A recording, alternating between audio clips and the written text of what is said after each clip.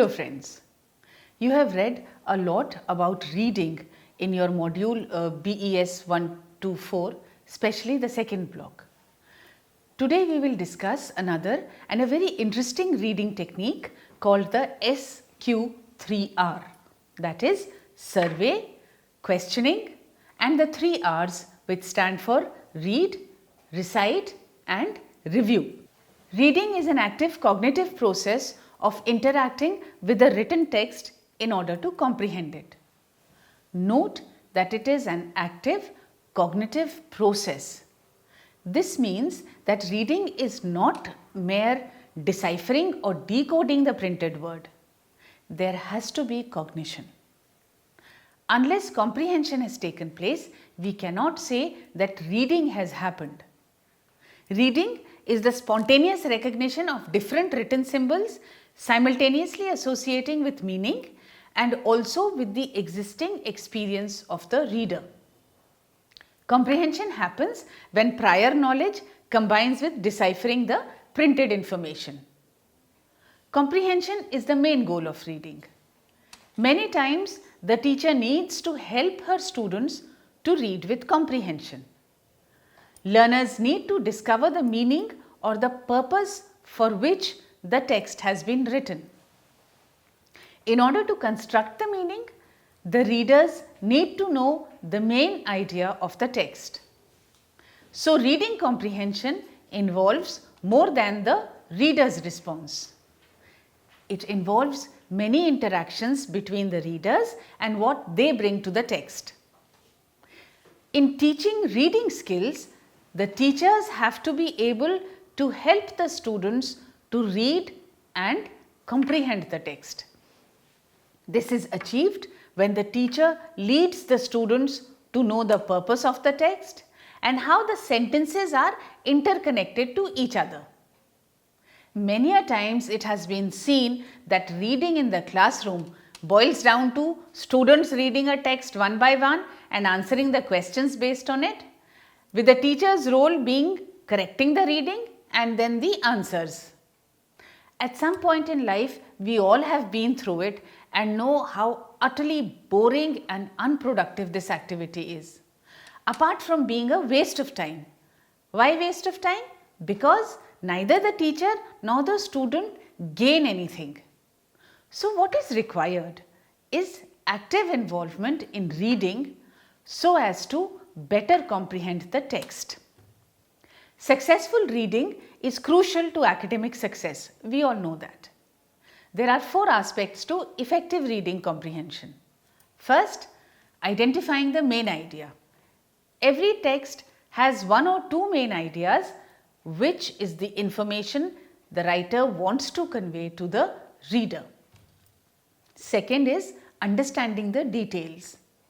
To get the details, the student may first need to skim the text to get a hint about the content and also to get to know how deep to study the text. Third, vocabulary. In order to understand, the reader must know the meaning of what is being read. Imagine how frustrating it would be to read and be unable to understand most of the words. Knowing the meaning of words is important for successful reading. And fourth is inferring. The process of arriving at logical conclusions on the basis of known or assumed premises is inference.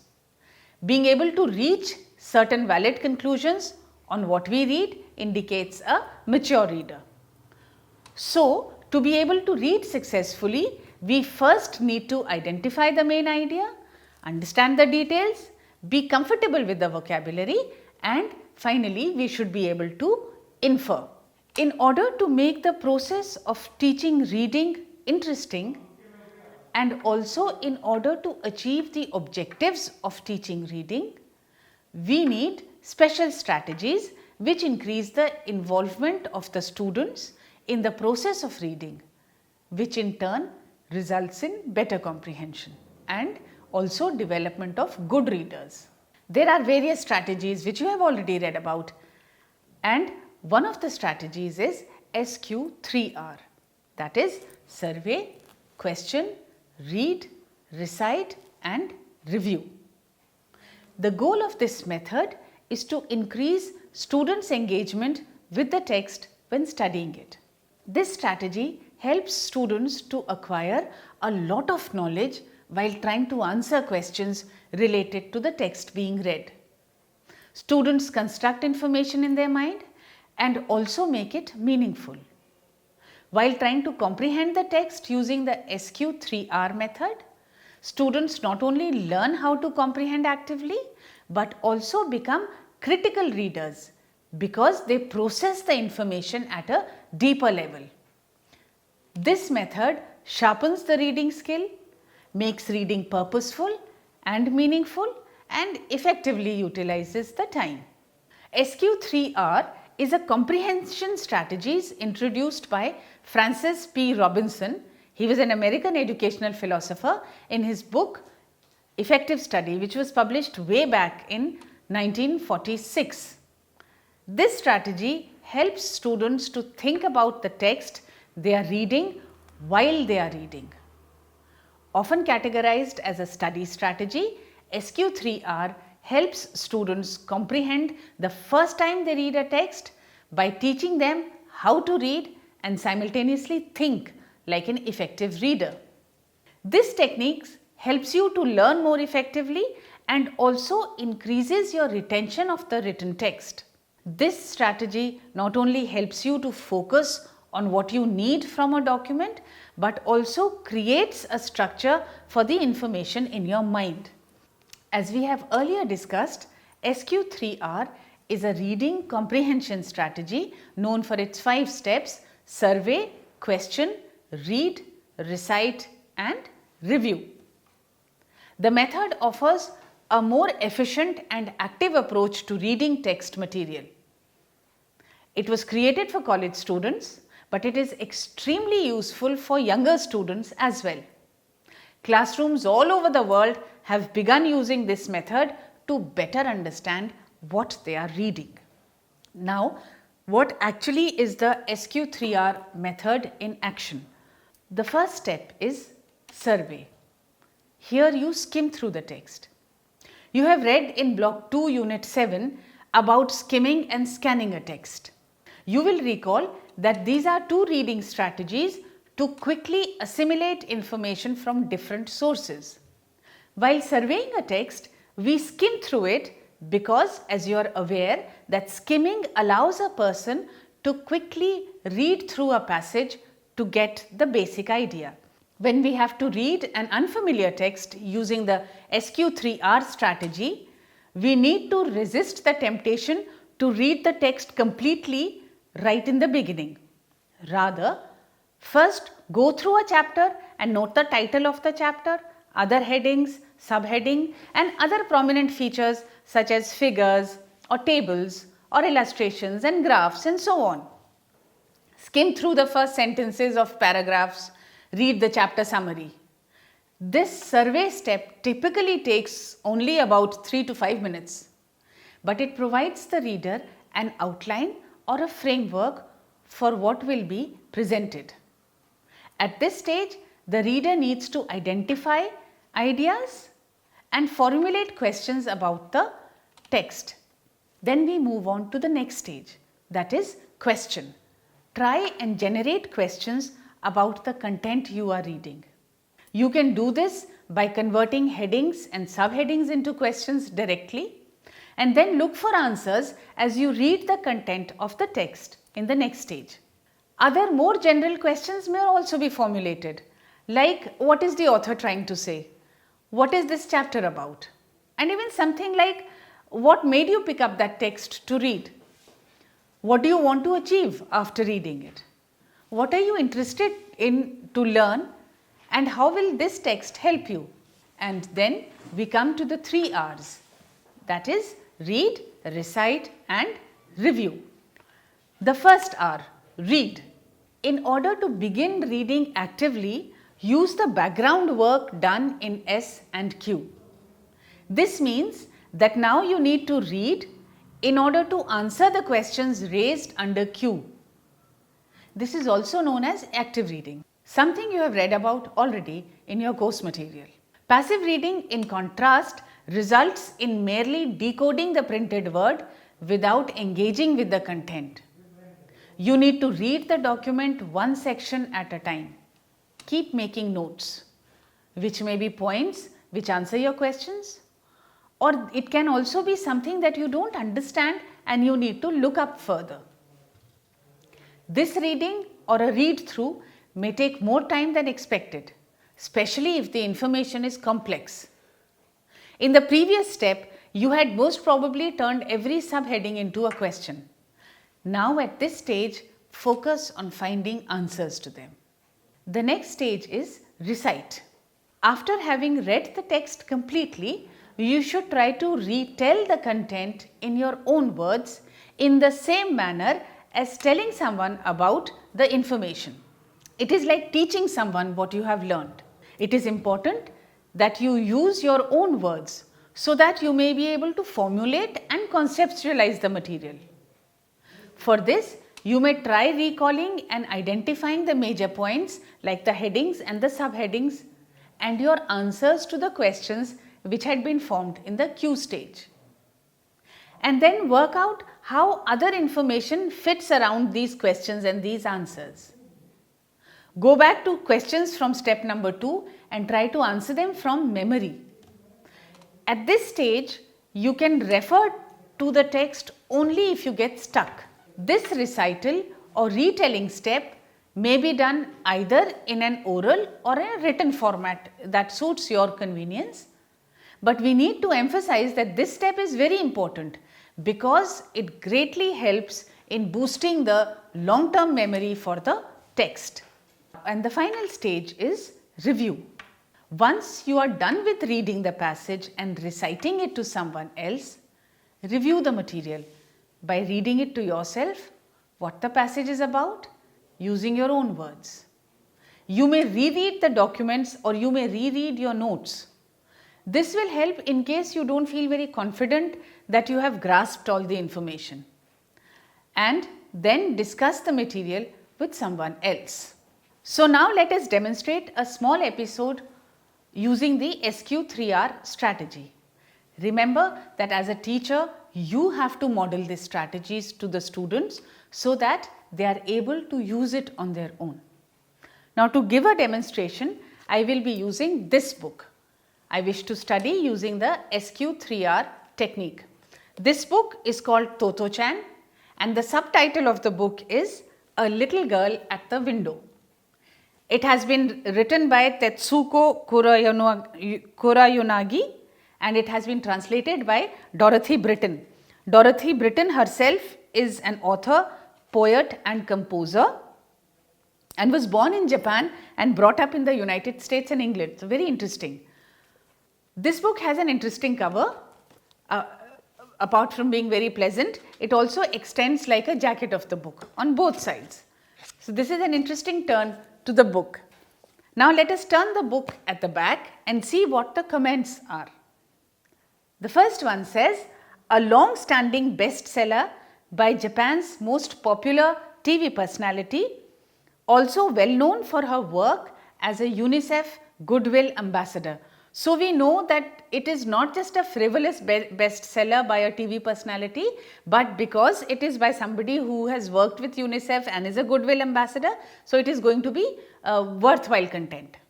We also know one thing that Tetsuko Kuroyanagi is a lady.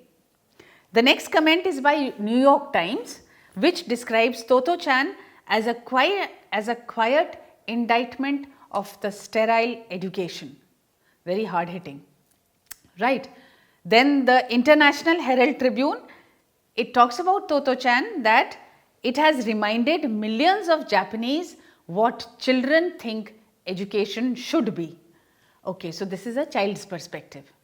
Finally, the Christian Science Monitor, it looks at Toto-chan and says, Toto-chan can be expected to attract American educators, parents and perhaps some children who can appreciate the international view beyond their own first floor windows. So it shows another hard hitting comment indicating that people don't look beyond their noses. Now let us open the book and see what is inside. On the first page, there is a flower and there is an image of a girl. On the dedication page, there is an image of a girl, or maybe it is a flower, or it is maybe somebody holding a flower. So maybe this suggests some sort of innocence. In any case, at the back they said what children perceive education should be. Throughout the book, there are certain pictures or sketches, all of girls, little children, and there are certain musical notes. So this, and let us look at the chapters now. Okay, so there are many chapters and the chapters are quite small, 2 pages, 1 page, half a page perhaps, because 2 chapters begin on the same page. And the chapters are also interestingly titled, like A Trip to a Hot Spring, The Railroad Station, The 47 Ronin, Swan Lake, Radio Comedians, and so on. And there is also a chapter which is The Little Girl at the Window. So we know that the subtitle is also a part of the textbook. Then we have chapters like The New School, I Like This School, The Headmaster, and so on. The chapters seem to have interesting titles also, like Pigtails, Library Car, Tales, and so on. The last chapter, very fittingly, is called Sayonara Sayonara, which means farewell in Japanese, or a goodbye. Now this book also has a postscript, an epilogue and notes. So it is a fairly thick book of 208 pages, and notes are in Japanese. No, there is English also. So notes are majorly in Japanese with interspersed with English. This is the survey stage. Now let us move on to the Q stage of generating questions. First of all, why did I buy this book? While surveying the book, the next one is, while surveying the book, we came across words and phrases like sterile education, first floor windows, look beyond their first floor windows. Both are not only hard-hitting comments, but also suggest a closed and a cramped mindset. So how will this mindset pan out in the book? Another phrase which is used twice in significant places is the subtitle, The Little Girl at the Window. Does it indicate a caged situation and somebody looking out longingly? Then what do the sketches of little girls and boys indicate? Is the story about a little girl? Or is the little girl telling the story? Remember what the International Herald Tribune said, that Toto-chan has reminded millions of Japanese what children think education should be. So is the child a storyteller? Whose perspective is being put out in this book? And finally, I also wonder how a Japanese story would be relevant for Indian readers. For the reading stage, which is the next stage, I do not have time here to read the entire book, and I have also thought about talking about the first 3 chapters. So I have read the chapters. Now we will move on to the next stage, and that is Recite. Let me tell you about the first 3 chapters. The story begins with a mother and daughter, the daughter is called Toto-chan, getting off at a railway station. The girl is happy and excited, but the mother is worried because this 7-year-old child has been expelled from her school. And now both of them are going to a new school for admission. The little child does not know that she has been expelled. So there is a little and a happy conversation between the girl and the ticket collector as they are getting out of the station. The next chapter, The Little Girl at the Window, is a flashback about the final meeting between the teacher and Toto-chan's mother. This chapter tells us why Toto-chan was expelled. The teacher said that the little girl used to quote-unquote disrupt her classes. How? By opening and shutting her desk all day long. The mother remembered with agony that the child loved the school just for this reason, that the desks did not have drawers but a lid which could be opened and shut. The mother also knew that once the novelty wore off, Toto-chan may stop this behavior. However, the teacher had other disruptive behaviors of the child. She would Toto-chan would talk to the nesting swallows or invite the musicians to the classroom window to play the music. All this, according to the teacher, justified her expulsion. So they are here at this station going for admission. The third chapter is a small one, where Toto-chan gets the first glimpse of her new school, and it leaves her completely awestruck because the classrooms were made of, lo and behold, abandoned railroad cars. This is where my recitation stops. This is the third stage. Now let us see how many questions have been answered so far. The teacher obviously belongs to the sterile educational system. We have yet to see how far this system has influence as the novel progresses. Why I picked up the book? I picked up the book because coming from teacher education, it was recommended as a commentary on the education system. So I picked up the book. The story is about the girl, and the protagonist is not the storyteller. And since this is a comment on the education system, it is of course relevant for India also. In fact, all the three countries, Japan, India as well as the USA. As a final step, let us move on to the third R, and that is review. In case of any doubt, we can reread the chapters or the notes that we have made. I have underlined in a few places in the book. This book has a universal appeal because it deals with a problem experienced by students across the world. You may have read Taro's Reward in Honeysuckle for class 6 NCERT. Taro's Reward and now Toto-chan. These two are very relatable stories. Both incidentally are Japanese stories. These two are very relatable because Taro's Reward was about a son's love for his aging parents, much like our own Shravan Kumar. And this book talks about a child's struggle in an inflexible and rigid educational system. So friends, this was a small demonstration of the SQ3R in practice. You can also use it for their textbooks. For instance, the economics NCERT textbook for class 9. It has an overview when it talks about, the third chapter talks about poverty. It has an overview, you can read that to summarize about that. And what you can do about questions the chapter and exercises can help you look for answers while you read the text. Ask each student to explain what he or she understood. So that is the reciting bit. And as a classroom, we can discuss the chapter 3, which is talking about poverty, and the concept of human poverty, which was introduced in the chapter. This is how you can also practice the SQ3R strategy in your own classroom with your own textbooks. To sum up, the SQ3R strategy allows students to write questions and think about what they want to learn. As students are reading the text, they have to write the answers to those questions using the details from the text. So today we have discussed a new and interesting strategy to improve reading comprehension of students. We talked about its various steps and its advantages and benefits. We also emphasized the role of the teacher in guiding her students to adopt this strategy. For this, I gave a small demonstration. We also talked about a chapter in a textbook of economics. And finally, we must keep in mind that every chapter of every subject is not amenable to this SQ3R reading strategy.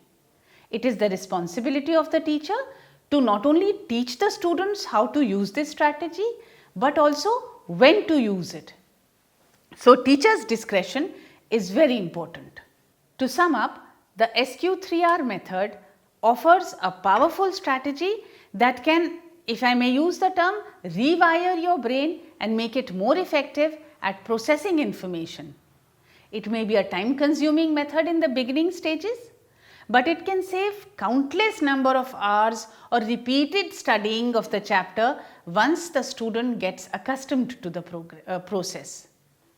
Students will be able to write and review their information, and they can keep adding to it as they keep reading the chapter. This strategy is also beneficial for activating certain key areas of your memory and comprehension. By activating knowledge and not just memorizing fact, we can begin thinking about the textbook before starting reading. And once you start reading, the process will help you better review the information while you are reading. SQ3R helps you learn how to analyze, process, categorize or catalog important information. Additionally, the system will make it easier to create something like a study guide for the writer, for the reader himself, without continually referring to the textbook. And if you are serious about retaining more of what you read, you have to make reading relevant and related to your life. So when you review in the SQ3R method, it helps you to establish a link between the reading and your own experiences, which results in in-depth learning. I sincerely urge you to practice and use this strategy and also document your experiences and the improvements. Thank you.